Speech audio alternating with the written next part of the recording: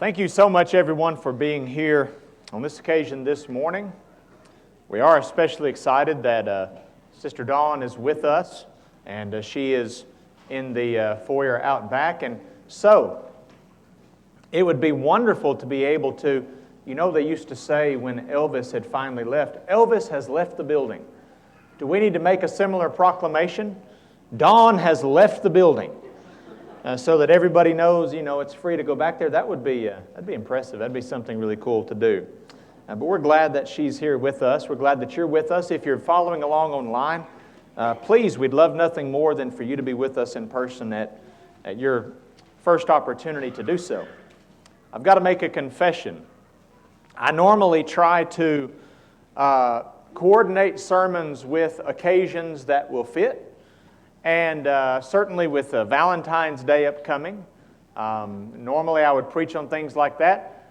And I was getting a sermon together on marriage with absolutely no thought about it being Valentine's Day. But it worked out.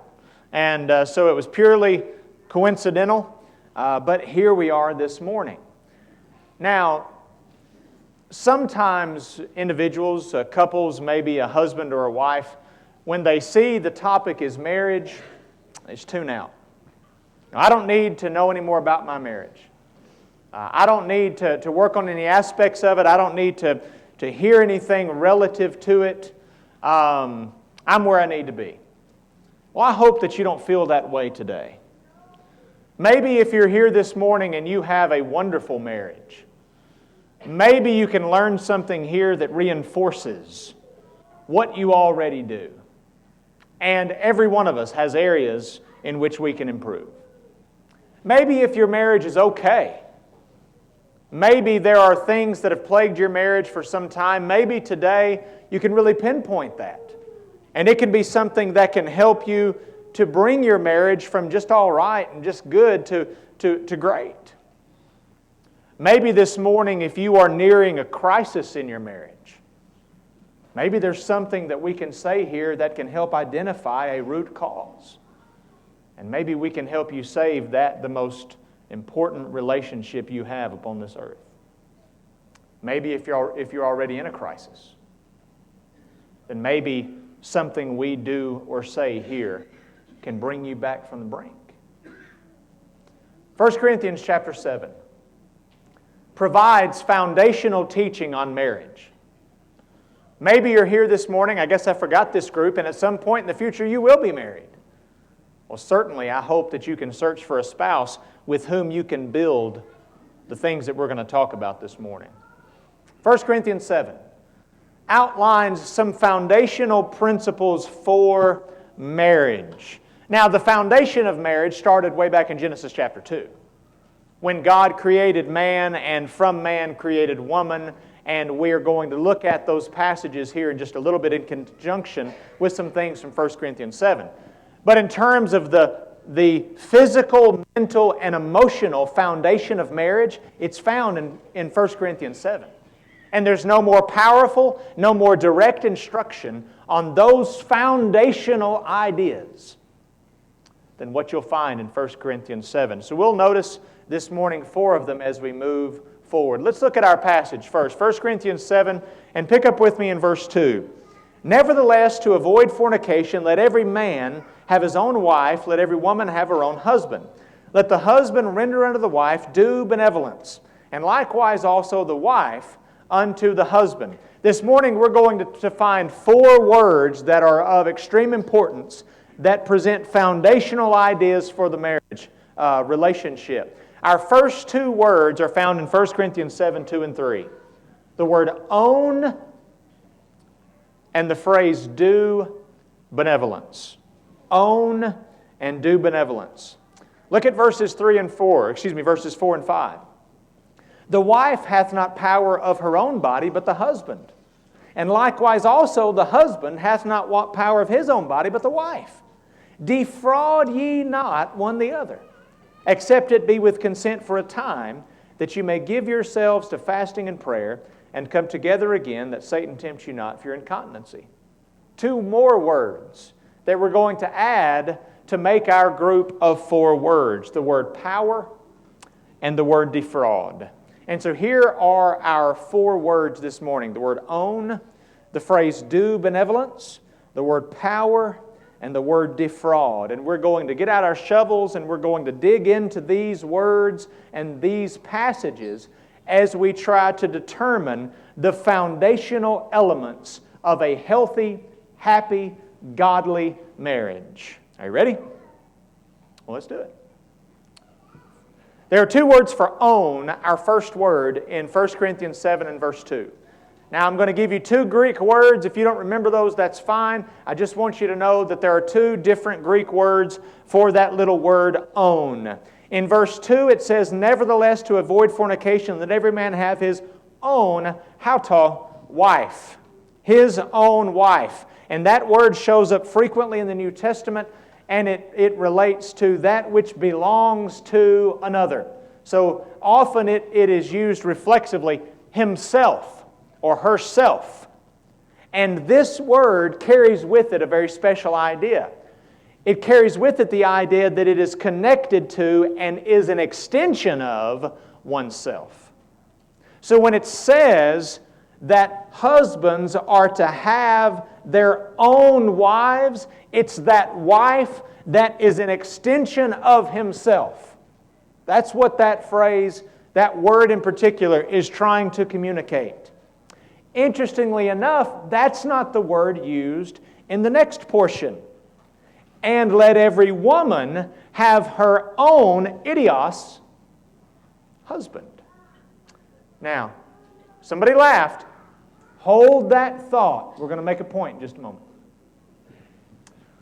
The word idios is a word that shows up variously in the New Testament, and it also means his or her, and is a synonym to hauto, but it has different connotations carried with it. It indicates private or separate. It indicates personal in opposition to belonging to a group. So women are to have their own personal husbands. The husband that is private and personal to them. The husband is to have the wife that is the extension of himself. Those are the ideas carried with these terms. Now what's interesting is the word idios means private. It came to mean not fit for public or an idiot. Now, so what this means, ladies, is that Paul tells you to have your idiot husbands. That is what he says. Not necessarily with the connotation that the word idiot carries with it today. So, hauto, idios. Now, what are we to draw from the use of these 2 words, own? The foundational idea that we need to hit upon as it relates to marriage is ownership and protection. Marriage is about joint ownership. I own you as an extension of myself, the husband says to the wife. And the wife says, I own you as my personal, private thing that belongs to me. And that sense of pride and that sense of ownership is a foundational principle of marriage. It's interesting, in Genesis chapter 12, the problems that arose when Abraham did not practice this. Do you remember what Abraham said? When he went into Egypt, he counseled Sarah to say, if anyone approaches you, say what? I am his sister. Well, that ran into so many problems. Why did Abraham want Sarah to say, I am his sister? Well, to protect Abraham. You see, Abraham wasn't concerned for Sarah as an extension of himself. Abraham was concerned about Abraham. And he put Sarah in an extremely difficult predicament because he was too concerned with himself and he didn't see Sarah as an extension of him. Abraham misused that relationship. He did it again in chapter 20 before Abimelech. And again, it caused problems. Incidentally, Isaac, his son, did the same thing. He learned it from his father. we must, as husbands and wives, recognize the deep-seated connection that exists between a husband and a wife. And the sense of ownership, the sense of the extension of self, the sense of he's mine and nobody else. And that pride and ownership is a foundational aspect of the marriage relationship. In Proverbs chapter 5, Solomon advises the husband to drink waters out of thine own cistern. And he goes on to say, let them be your own and not another's. This deep-seated devotion to the wife and the wife to the husband is a foundational piece of the marriage relationship.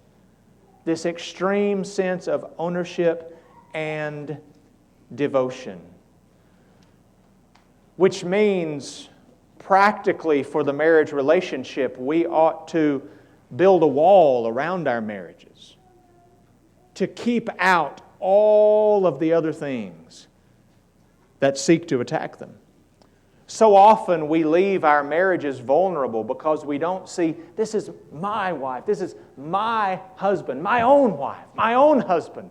And that fierce sense of loyalty and dedication and ownership ought to cause us to want to protect that which is dearest to us. You see, that's a foundational piece of the marriage bond. If you don't cherish your wife or your husband, your spouse, as your own peculiar possession, then there is something dreadfully missing in your marriage relationship. It's number one. Number two, verse 3 says, let the husband render unto the wife due benevolence. Well, the first principle that throws before us is the idea of indebtedness. Husbands, you are indebted to your wives. Wives, you're indebted to your husbands. And we should approach our marriage relationship not as what can you give to me, what can you do for me, what can you be for me, but what can I give to you, what can I do for you, what can I be for you. That sense of indebtedness and servitude should be a foundational part of the marriage relationship. There is no place for selfishness and self-centeredness in a marriage relationship. Indebtedness. There are two words that underscore that idea. The word render, which means to pay as a debt, and the word due, which indicates what is owed. I want you to keep your ribbon in 1 Corinthians 7 and go back with me to Matthew chapter 18. And we'll see these two words in action in Matthew chapter 18. You remember, this is the parable of the unjust servant who was forgiven a great debt and refused to forgive his servant of a small debt. And I want you to notice the wording, verse 23. Therefore is the kingdom of heaven likened unto a certain king, which would take account of his servants. When he'd begun to reckon, one brought unto him one which owed him 10,000 talents. He was due, that's our word, 10,000 talents. But for as much as he had not to pay, that's the word render. So we've got the word render and we've got the word due as they exist in 1 Corinthians 7, showing up translated slightly differently in Matthew 18. This is a transaction of debt. That's what these words indicate. In Matthew 18 and verse 28, but the same servant went out and found one of his fellow servants which owed or was due to him 100 pence. And he laid hands on him and took him by the throat, saying, Pay me what thou owest, what's due. If I entered into my marriage every day reminding myself that I owed my spouse everything, and I was going to do everything I could that day to pay it, how would my marriage change? But so often we enter into our relationships of marriage each day with a list of things that we expect that person to do for us, to be for us, and to give to us. And if they don't meet those requirements, they're not the spouse that they need to be. Paul flips that over on its head. It says the marriage relationship is about indebtedness to the other person. That's the foundational piece. I own them, they own me, but I am indebted to them for who and what they are to me. But what is that debt? What do I owe them? Due benevolence. The word benevolence means kindness generally, generosity. But it has to do with, in this context, the things that go along with being married, whether we're talking about the physical things, whether we're talking about the relational things. You pay your spouse the things that are due them out of a sense of mutual ownership to each other. Those are the two principles that we've noticed thus far. What do I owe my spouse? When's the last time you asked yourself that question? If you're like me, maybe you've asked yourself, what does my spouse owe me? When's the last time you asked, what do I owe my spouse? Oh, I owe my faithfulness. Absolutely. Matthew 19 and verse 6, what therefore God hath joined together, let not man put asunder. Faithfulness. But oftentimes we end it there. I've not been unfaithful to you. So any other mistreatment I do, any other abuse that I levy out, any other neglect that I present doesn't matter because I've not been unfaithful. But dear friends, that's not the only thing that I owe my spouse. Romans 7, 2 and 3 says the wife is bound to her husband as long as he lives. Same is true with the husband to the wife. I owe her consideration. I owe all people consideration. Certainly the one that is bone of my bone and flesh of my flesh. Hebrews 10 and verse 24, let us consider one another to provoke unto love and good works. The word consider means to view with open eyes, to take in completely. When is the last time that you came home from a hard day's work and you sat down and you said, what is it that they need? What is it that that person requires? Instead of, I sure hope that my spouse gives me what I need. They need consideration, attention. Shouldn't we be ashamed of ourselves sometimes, spouses, how little attention we pay to each other?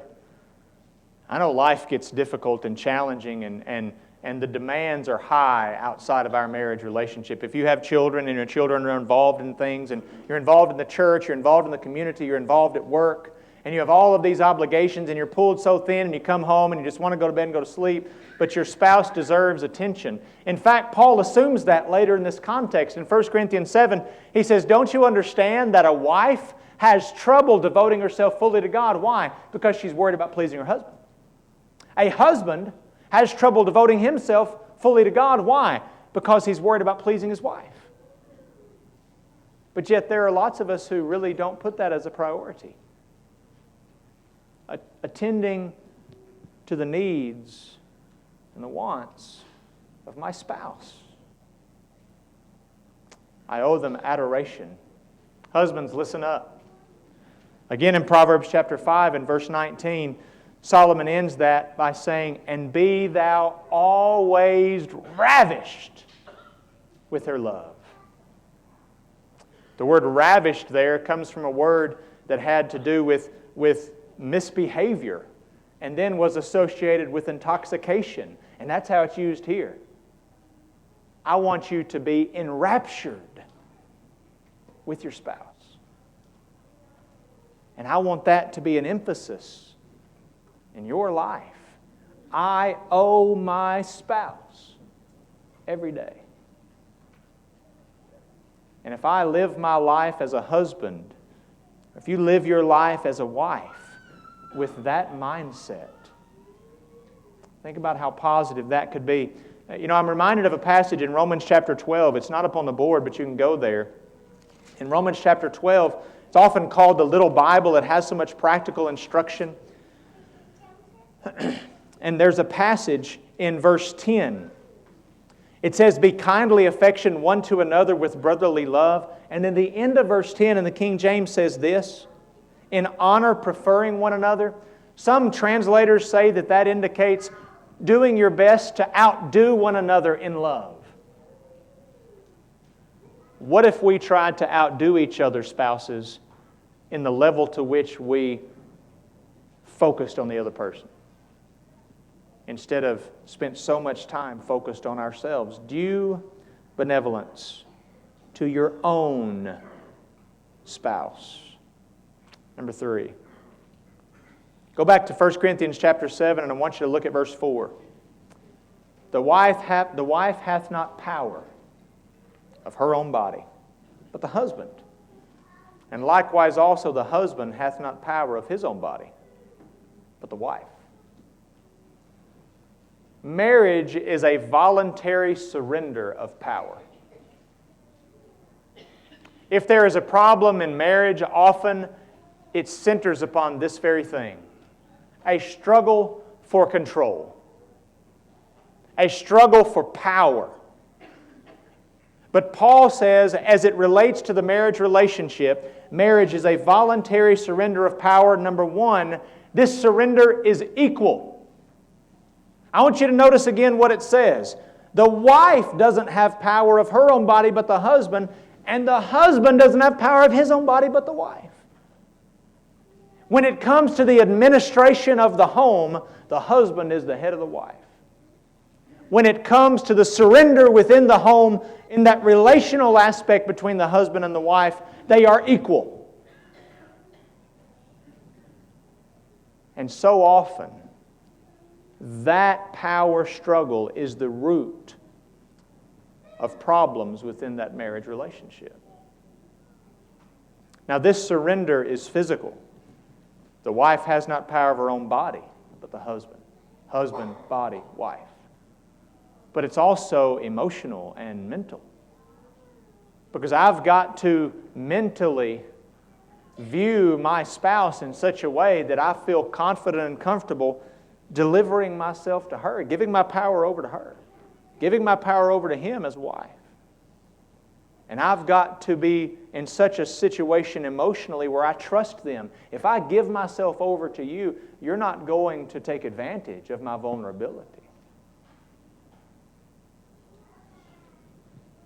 It's this willingness to give yourself over that can make your marriage great. And if you find a spouse to whom you can give yourself, then, dear friend, you have found something wonderful indeed. Shame on us, number 1, for not being willing to give ourselves as God directs. But shame on us, number 2, if we aren't the kind of spouses who can receive what our wife or husband's trying to give. We go back to Genesis chapter 2. And I told you that we would notice the foundation of marriage when God instituted it. And I want you to notice the elements of mutual surrender that are found in Genesis chapter 2. Number 1, we have the means of creation. Could God have chosen literally any way He wanted to create man and woman? Absolutely. What did He choose? He took a rib from Adam and made Eve. He didn't need to do that. He didn't have to do that. He did that as an object lesson for you and me. The connection between a husband and wife begins with the very stuff with which they are made. And that's what God was illustrating. Note number 2, the magnitude of the connection. As you go to Genesis chapter 2, it says, "For this cause shall a man leave father and mother, cleave unto his wife, and they two shall be one flesh." There is no greater statement of the connection that should exist between a husband and wife than that statement. And if I can't see my wife as an extension of me, as a part of my own body, and if wives, if you can't see your husbands as an extension of yourself, as a part of your own body, then there is something missing in your relationship, and it must be fixed if your relationship is to be what it needs to be before God. But notice the measure of comfort. Verse 25 says, they were both naked, the man and his wife, and they were not ashamed. The comfort that existed between Adam and Eve as two mutually connected people who came from the same stuff.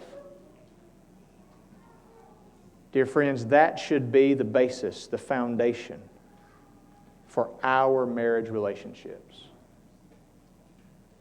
A surrender mutually of power. But number 4, as we transition to that, I want you to think about the opposite. By way of illustration, you could go, and we don't have time to go there this morning, to 1 Samuel chapter 25 and read about a husband named Nabal. His name means fool. Now, he was married to a woman named Abigail. Abigail was everything you would ever want in a wife. She was beautiful, she was intelligent, she was wise, she was courteous, everything that you could ever want in a wife. And Nabal paid her absolutely no mind. And he disrespected David and his men.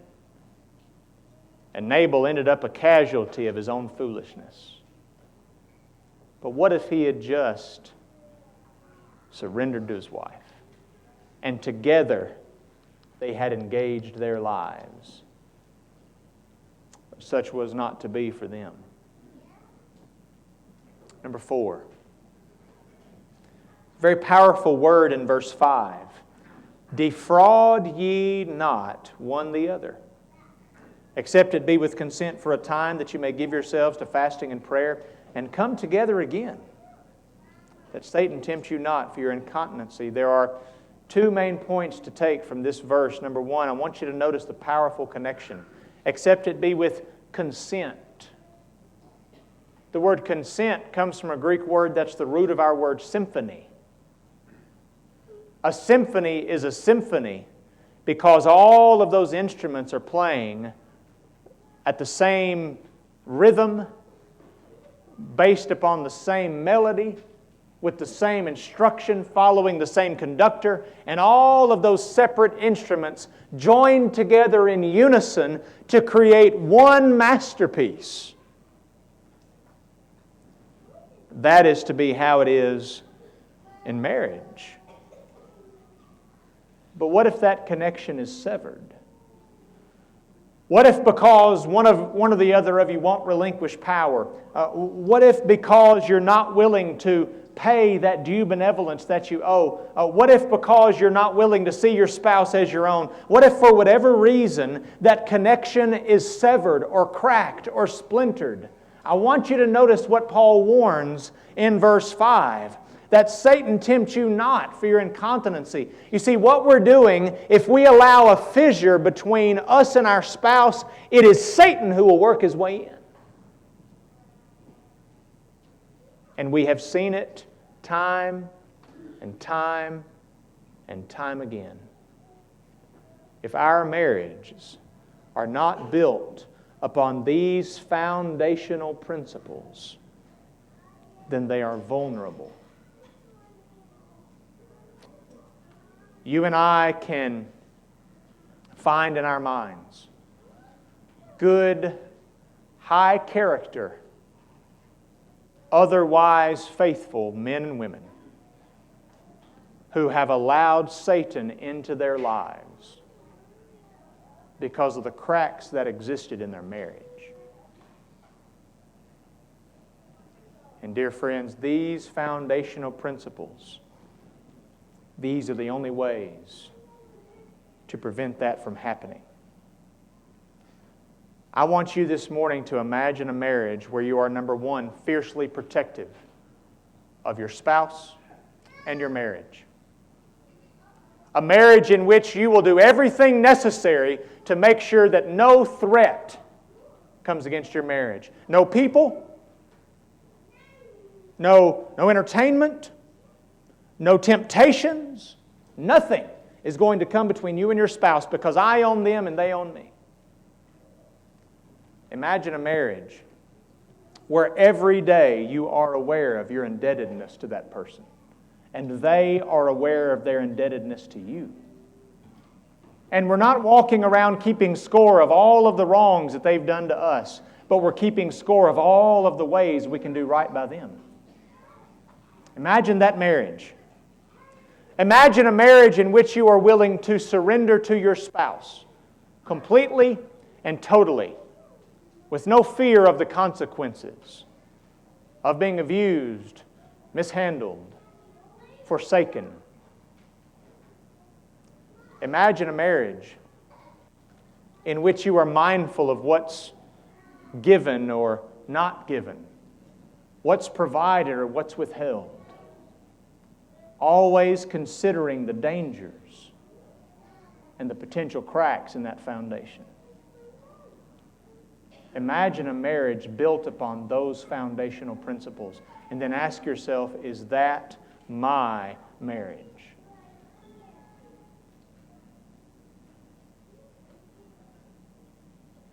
If the answer this morning is no,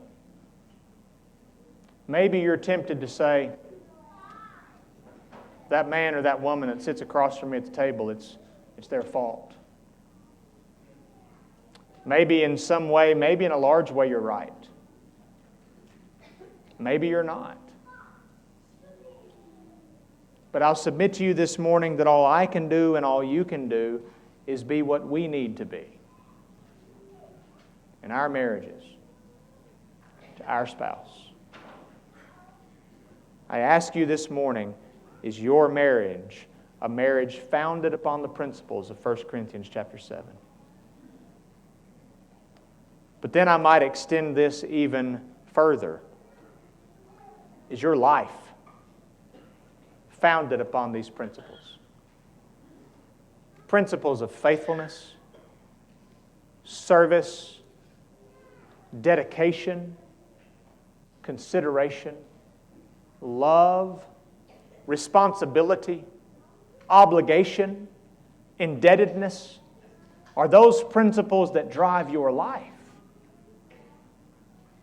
And then let me take it one step even further from that. If they drive your life, you know where they will bring you? They'll bring you to the throne of God. Because only God alone, demands ultimate devotion, ultimate surrender, ultimate obligation, ultimate love. Are you the person that you need to be? If this morning you are not a Christian, I want you to understand that Christ sees the church in the same way a husband is to see a wife. Ephesians 5 tells us that. And He gave Himself for it, that He might wash it with His blood. Dear friend, you need to be a part of the bride of Christ. Our Savior has but one bride, and He shed His blood for that bride. When you believe that Jesus is the Christ, when you repent of your sins, when you confess your faith, you can be baptized, and in baptism you are placed into Christ, Galatians 3:27, Romans 6:3 and 4. You are then a part of the bride of Christ. And dear friend, you have an opportunity to live with Him forever. But maybe this morning as a Christian you have been unfaithful to Christ. Maybe you have not recognized the indebtedness you have to Him. Maybe this morning it's time to change your life again. Dear Christian husband or wife, is your life built upon these foundational principles? But to whoever might hear my voice, what about you? Obey the gospel, be restored as together we stand and sing.